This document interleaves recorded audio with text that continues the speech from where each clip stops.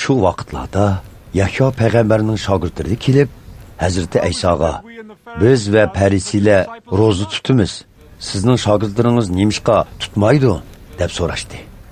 Hazrati Ayso javoban mundaq dedi: To'yi bo'layotgan yigit texi to'y ziyofati turgan chaqda mehmonlar hozir tutib o'ltirsa, qandaq bo'lg'ini?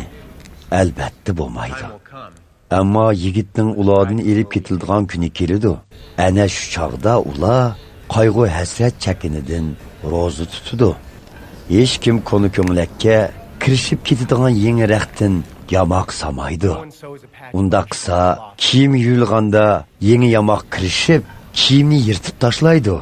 Natijada yirtiq texmi yo'g'inab ketadi. Shuningdek, hech kim yangi sharobni konu tulumga qochilmaydi.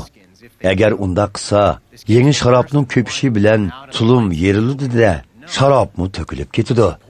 Demak, tulummi qadin chiqadi. Shuning uchun yangi sharobni yangi tulumga qochilash kerak. Shunda qilganda har ikkilisini saqlab qolg'ili bo'ladi.